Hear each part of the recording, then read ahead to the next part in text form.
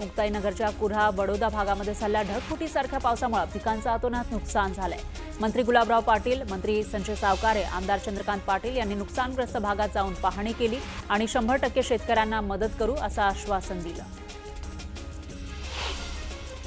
नांदेडमध्ये गोदावरी नदी धोकादायक पातळीवरून वाहतीये। जुन्या नांदेड शहरातील होळी भागामध्ये असणारा नदीवरचा पूल पाण्याखाली गेला, त्यामुळे या पुलावरची वाहतूक बंद करण्यात आली। बीडच्या माजलगाव तालुक्यातील किट्टी आडगाव इथला तलाव ओव्हरफ्लो झाला, त्यामुळे गावात पाणी शिरलं, तर तलावाच्या शेजारील शेत पाण्याखाली गेलं। बीडच्या माजलगाव तालुक्यामधील घळाटवाडी गावामध्ये घळाटी नदीच्या पुराचं पाणी पुलावरून वाहत आहे, त्यामुळे इथली वाहतूक ठप्प झाली। ग्रामस्थांना पुलावरून प्रवास करावा लागत असल्यानं तात्काळ पुलाची उंची वाढवावी अशी मागणी ग्रामस्थांनी केली। वाशिमच्या रिसोड, मंगरुळपीर, मानोरा, मालेगाव तसंच वाशिम तालुक्यामध्ये जोरदार पाऊस पडतोय। या पावसामुळे नदी नाल्यांना पूर आलाय। रिठत गावाजवळून वाहणाऱ्या आडोळ नदीच्या पुरानं रिठत गावचा संपर्क तुटला, त्यामुळे रस्त्याच्या दोन्ही बाजूंनी नागरिक अडकून पडले। पिंपरी चिंचवड परिसरामध्ये जोरदार पाऊस झाला। अचानक आलेल्या पावसामुळे पिंपरी चिंचवडकरांची तारांबळ उडाली। नाशिकमध्ये गोदावरीच्या पाणी पातळीमध्ये वाढ झाली आहे। गंगापूर धरणातून पाण्याचा विसर्ग वाढवण्यात आलाय, त्यामुळे गोदा घाटावरील मंदिरांना गोदावरीच्या पाण्यानं वेढा दिलाय। वाशिम तालुक्यातील अनसिंग आणि जवळा तसंच मालेगाव तालुक्यातील पिंपळसेंडा परिसरामध्ये झालेल्या ढगफुटीसारख्या पावसामुळे शेतीचं अतोनात नुकसान झालं। या पावसामुळे नदी नाल्यांना मोठा पूर आला, त्यामुळे शेतातील पिकं वाहून गेली आणि विहिरीही खचल्या। दक्षिण सोलापूर तालुक्यामध्ये झालेल्या मुसळधार पावसामुळे शेतकऱ्यांची दैना झाली आहे। शेतीला तळ्याचं स्वरूप आलं आहे। हातातोंडाशी आलेलं खरीप पीक पूर्णतः पाण्याखाली गेलं, त्यामुळे नुकसान झालं। धाराशिव जिल्ह्यातील परांडा तालुक्यामध्ये चांदणी नदीला पूर आला, त्यामुळे शिरसाव गावातील शेतकरी पुरता उद्ध्वस्त झाला। कापूस, सोयाबीन, उडीद पिकात नदीचं पाणी शिरलं, त्यामुळे पिकं उद्ध्वस्त झाली। ओला दुष्काळ जाहीर करावा अशी मागणी शेतकऱ्यांनी केली। बीडच्या माजलगाव तालुक्यातील पुरुषोत्तमपुरी परिसरामध्ये मुसळधार पाऊस झाला। माळेवाडी ते पुरुषोत्तमपुरी मुख्य रस्त्यावर पाणी आलं, त्यामुळे रस्ता बंद झाला। शेतकऱ्यांच्या शेतात पाणी साचल्यानं उरलेलं पीकही वाया जाण्याची भीती आहे। अहिल्यानगर जिल्ह्यातील दक्षिण भागामध्ये झालेल्या अतिवृष्टीमुळे शेतकरी आणि नागरिकांचे मोठे हाल झाले। विशेषतः पाथर्डी तालुक्यातील तिसगाव आणि करंजी या गावांना पावसाचा प्रचंड फटका बसलाय। कोट्यावधी रुपयांचे नुकसान झाल्याची प्राथमिक माहिती समोर आली आहे। तिसगाव परिसरामध्ये शेतकऱ्यांचं पीक वाहून गेलं। धाराशिव जिल्ह्यामध्ये अतिवृष्टीनं शेतकरी उद्ध्वस्त झाला आहे। सोयाबीन, उडीद, मूग सारखी सगळीच पिकं पाण्याखाली गेली, त्यामुळे अतोनात नुकसान झालं। नैसर्गिक संकटानं बळीराजा अडचणीत आलाय। सोलापूरच्या अक्कलकोटमधील मुसळधार पावसामुळे अक्कलकोट बागदरी रस्ता बंद झाला। रस्ता बंद झाल्यानं वाहतूक ठप्प झाली। मुसळधार पावसामुळे ओढे नालेही तुडुंब भरले। सोलापूरचे पालकमंत्री जयकुमार गोरे यांनी अतिवृष्टी भागामध्ये पाहणी केली। खडकी, बिटरगाव गावांना पालकमंत्री जयकुमार गोरे यांनी भेट दिली। नांदेडमध्ये मुसळधार पावसानं सर्वच नदी नाल्यांना पूर आला, त्यामुळे खरीप हंगामातील सर्वच पिकांचं अतोनात नुकसान झालं। नांदेड जिल्ह्यामध्ये 7,28,000 हेक्टरवरील पिकं उद्ध्वस्त झाली। अक्कलकोटच्या खैराड गावाला मुसळधार पावसानं चांगलं झोडपलं। नागरिकांच्या घरात पाणी शिरलं, गावातील रस्ते बंद झाले। प्रशासनानं तात्काळ दखल घेऊन उपाययोजना कराव्यात अशी मागणी गावकऱ्यांनी केली। हिंगोलीचे पालकमंत्री नरहरी झिरवळ यांनी जिल्ह्यातील अधिकाऱ्यांची बैठक घेतली आणि अतिवृष्टीमुळे झालेल्या नुकसानीचा आढावा घेतला।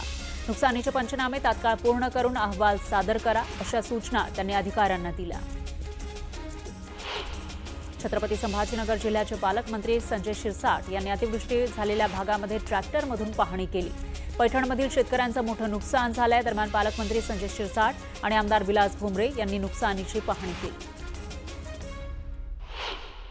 लातूर जिल्ह्यामध्ये अतिवृष्टी आणि पूरस्थितीमुळे शेतकऱ्यांचं मोठं नुकसान झालंय। अतिवृष्टीमुळे झालेल्या नुकसानीचे पंचनामे करून शेतकऱ्यांना तातडीची मदत द्या। जिल्ह्यात ओला दुष्काळ जाहीर करा या मागण्यांसाठी मनसेच्या वतीनं निलंगा तालुक्यातील हरिजवळगा इथं आमरण उपोषण सुरू आहे। वाशिम जिल्ह्यात ओला दुष्काळ जाहीर करण्याच्या मागणीसाठी मंगरुळपीर उपविभागीय अधिकारी कार्यालयावर शेतकऱ्यांनी आक्रोश मोर्चा काढला। मागणी मान्य न झाल्यास दुष्काळग्रस्त संघर्ष समितीच्या वतीने तीव्र आंदोलनाचा इशारा देण्यात आला। दौंड तालुक्यातील कांदा उत्पादक शेतकरी आक्रमक झालाय, तर कांद्याला 35 रुपये हमी भाव मिळावा आणि शेतकऱ्याला सरसकट कर्जमाफी मिळावी यासाठी काणगावमधील शेतकऱ्यांनी बेमुदत धरणे आंदोलन केलं।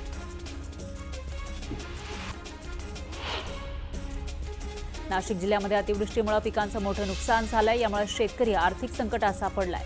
तातडीनं नुकसान भरपाई द्यावी अशी मागणी इथल्या लोकांनी केली आहे।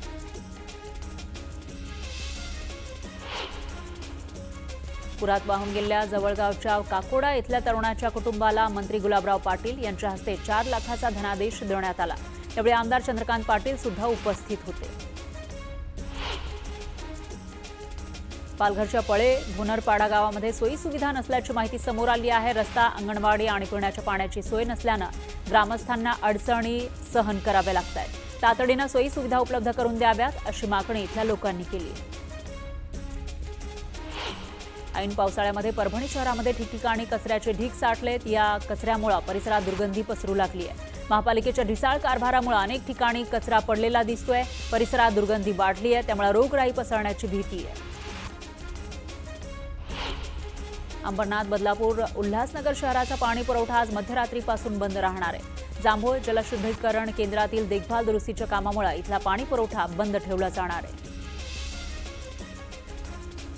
अकोला शहरातील अग्रसेन चौकातील इंडियन ऑइलच्या पेट्रोल पंपावर धक्कादायक प्रकार उघड झाला।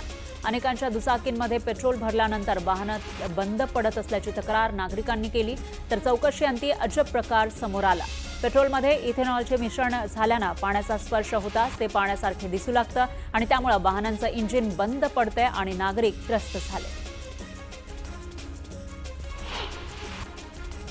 आंतरराष्ट्रीय स्काय डायव्हिंग शीतल महाजन यांनी चित्तथरारक स्काय डायव्हिंग करत पंतप्रधान मोदींना अनोख्या शुभेच्छा दिल्या। शीतल महाजन या मूळच्या जळगावच्या रहिवासी आहेत। आंतरराष्ट्रीय स्काय डायव्हिंग करणाऱ्या त्या महाराष्ट्रातील एकमेव महिला आहेत। सिंधुदुर्गातील नेतर्डे, गाळेल आणि डिंगणे या भागामध्ये ओंकार हत्तीनं धुडगूस घातला। हत्तीच्या सततच्या वावरामुळे शेतकऱ्यांचा ग्रामस्थांमध्ये भीतीचं वातावरण आहे। एका व्यक्तीचा मृतदेह रुग्णालयातून जव्हार तालुक्यातील घरी नेण्यासाठी रस्ताच नसल्यानं चक्क डोलीमधून 2 किलोमीटर हा मृतदेह न्यावा लागल्याची संतापजनक घटना घडली आहे। रुग्णवाहिका भुसारपाडा गावापुढे जाऊ न शकल्यानं महेंद्र यांचा मृतदेह डोलीमधून सुमारे 2 किलोमीटर न्यावा लागला। रस्त्याअभावी उपचारासाठी दवाखाना गाठता न आल्यानं नवजात बालकाला आपला जीव गमवावा लागलाय। ही घटना नंदुरबार जिल्ह्यातल्या तर तालुक्यामध्ये समोर आली आहे। कुटुंबियांनी बांबूची झोळी करून 8 ते 10 किलोमीटर पायपीट करत दवाखाना गाठला, मात्र वेळेवर उपचार न मिळाल्यानं अर्ध्या रस्त्यातच त्या बाळाचा मृत्यू झाला। धुळे महापालिकेच्या आगामी निवडणुकीसाठी जाहीर झालेल्या प्रारूप प्रभाग रचनेवर नागरिकांकडून हरकतींचा पाऊस पडलाय।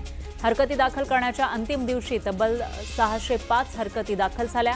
यामध्ये प्रत्येक प्रभागातील नागरिकांनी विविध मुद्द्यांवर आक्षेप नोंदवले, त्यामुळे महापालिका प्रशासनाची डोकेदुखी वाढली आहे।